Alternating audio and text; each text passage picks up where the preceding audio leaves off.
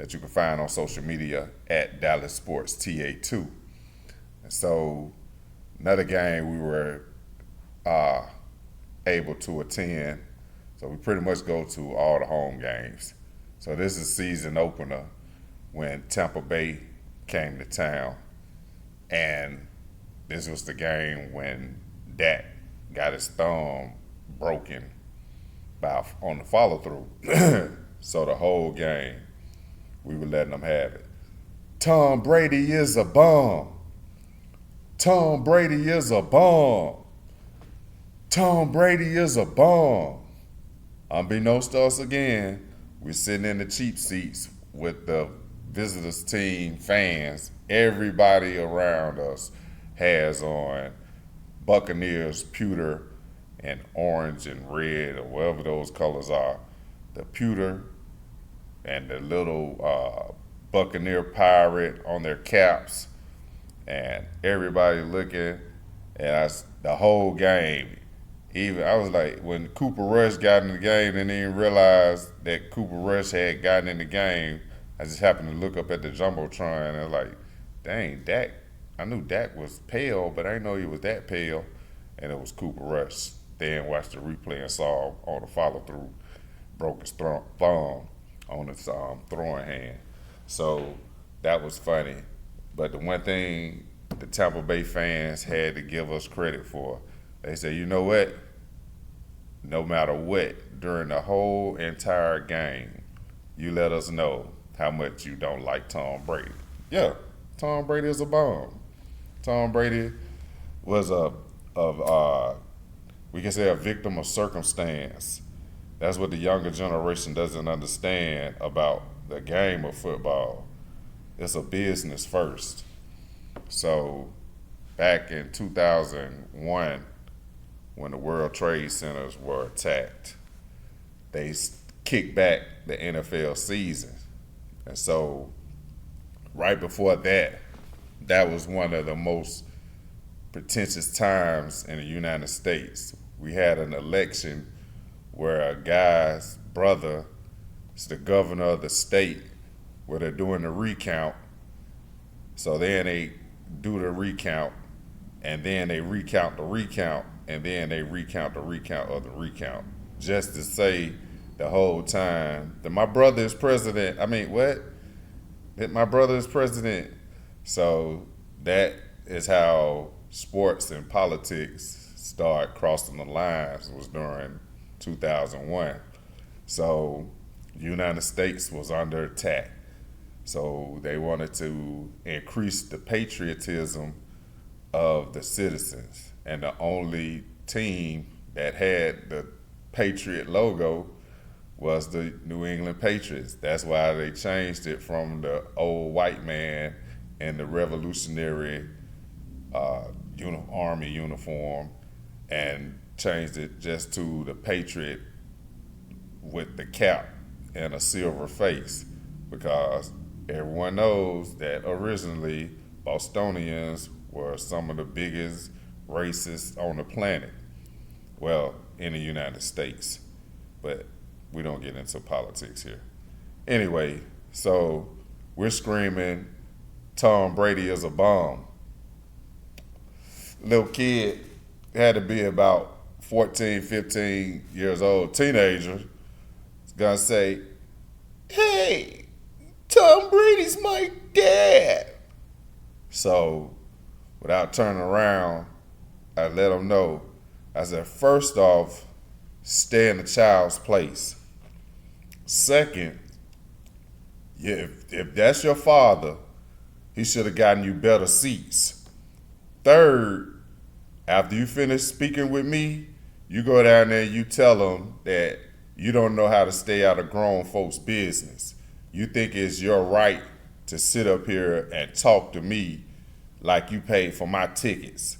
So if Tom Brady is your father, you need to go down there and ask him for some manners, because your father didn't give me money to babysit you, so why are you talking to me? Address all your quotes or gripes or whatever comments to the field. Don't talk to me anymore. So they got up and left. But hey, I pay for my tickets just like you pay for your tickets. They always get upset. They had New Orleans Saints fans came up. So they yelling for Drew Brees. This was the year they came here. They were 13-1. So kept telling them that's the only thing Benedict Jalen ever did was made that tackle on Alvin Kamara at the 1 yard line. That's the best thing. He swiped it right then. If he would have gotten up and swiped after making that tackle, he would have been legendary in Dallas. But he made the tackle, so we were oh my goodness, you can already tell how loud I am by the way I yell. Drew Brees is a bum. Peyton Manning was a bum. Tom Brady is a bum. Eli Manning is a bum. Hashtag Bonesville's Finest. You can find them on our hashtags. Bonesville's Finest at Dallas Sports Talk Radio TA2 on social media. We clowning Tom Brady when they made him the GOAT. He really was a GOAT, a Billy GOAT. They made up a rule called the Tuck Rule because he was so garbage. They knocked Charles Woodson rushed in and knocked the ball out of his hands and got on it. He couldn't tell he had lost the ball because they had on white jerseys, and all those white jerseys got on top of it, so it became a Tuck Rule. They couldn't see the ball. That's why they had to call it a Tuck Rule.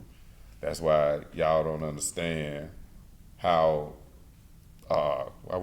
privileged Tom Brady was to be in the position that he was in as the starting quarterback of the New England Patriots.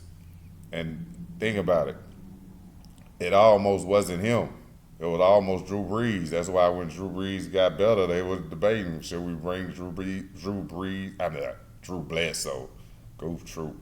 Drew Bledsoe. They were debating whether they should bring Drew Bledsoe back because he had already taken them to a Super Bowl under Bill Parcells.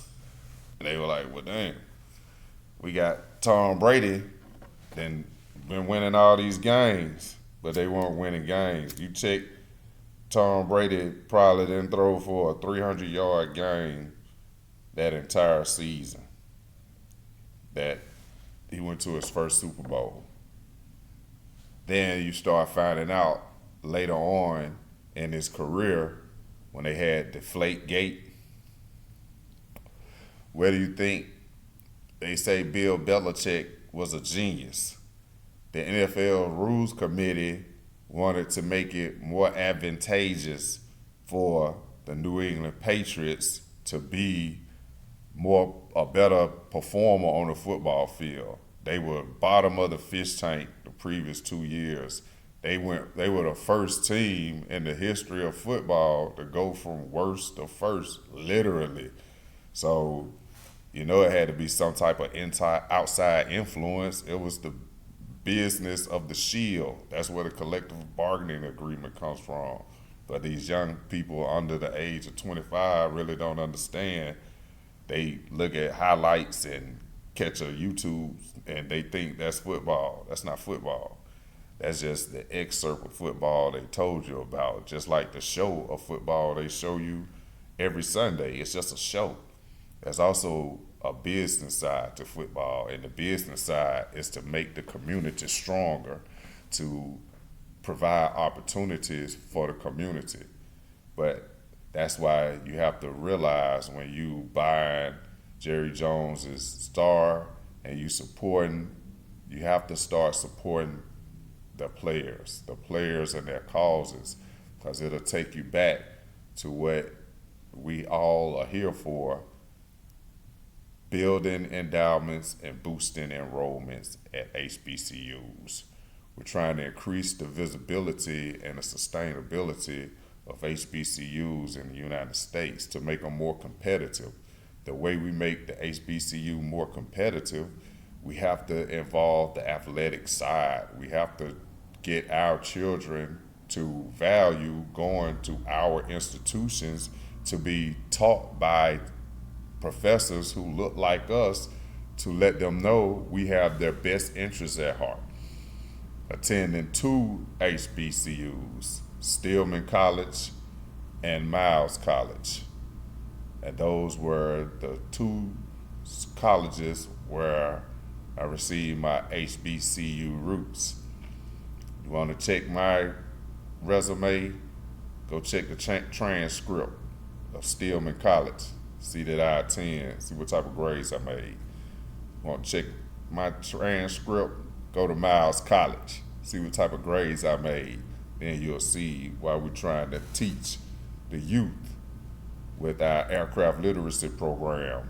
This is a program we took to the city of Birmingham back in 2009 to help decrease the dropout rate in the inner city. This program really will help a child that's having problems with language skills, coping skills, reading skills, mathematical skills, because it gives you a different way to look at vocabulary, words. All the words have meaning, dangers, cautions, precautions, hazards. You have to know what all those things mean. And if you can't read because you're illiterate, it makes it difficult to sustain a living in this great country that we call the United States. But we have too few men who look like myself that's giving you guys the foundation to get you to the next level. That's why if you subscribe, engage, like, connect with us on social media, we could point you in the right direction, get you to the point where you could be running one of these locations and you can start making some money for yourselves. It's all about knowledge. You have to have the knowledge, and once you have the knowledge, you have to know how to apply it. We used to teach everybody. I was taught by Mr. Broussard. He said, this is how you succeed in life, in everything you do. You have to ask the question. It has to be the correct question, though. Then you have to have the correct answer. And with that, you have to have an explanation. Case in point, excuse me. For me to tell a Negro youth that I can help you go from being on the street to making over $100,000 a year, you have to have done it. You subscribe, you engage, you like, you connect with me on social media, we'll teach you how to get from that point.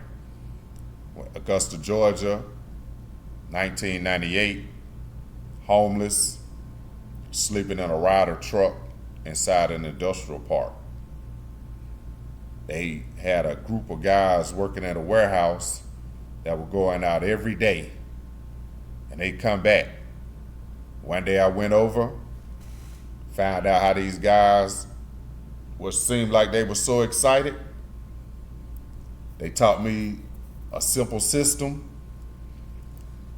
and that's what I'm using today to teach you guys how to make some money.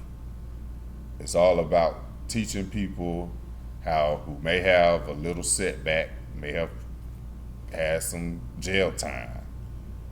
I even told my son, Dr. King and Malcolm X had gone to jail before. Dr. King went to jail in Birmingham, my home city. That was one of my things that I did a thesis on as a sixth grader. I wrote a thesis on a letter from the Birmingham jail because as a black youth, I was confused by how a person who seemed to stand for all good could be locked up in the city that I'm growing up in just because he believed everybody should have a fair share. That's the craziest thing in the world. So since they don't want you to have a fair share, most communities in the areas that look like ours have economic deprivation. And the reason they have economic deprivation is because they don't have a grassroots program, which is turnkey, that from the day one, you could send, you and yourself can go out there and make $50 to $100 every single day using this simple system that we're teaching everybody right here, DallasSportsTalkRadio.com. So subscribe, engage, like, connect with us on social media. Look for some more videos of some more shows of what's to come. We're looking for account executives so we can teach you this management training program. We have an affiliation with Level 3 Maintenance Training .tech, where they're teaching anybody over the age of 18 years old the next generation maintenance professional training. All of it is knowledge based. You just got to have the knowledge, and then you got to have the application. We're going to teach you that. We're going to teach you all the techniques, all the methods to go out there to put anywhere from $300 to $500 in your pocket every day. That's what we do.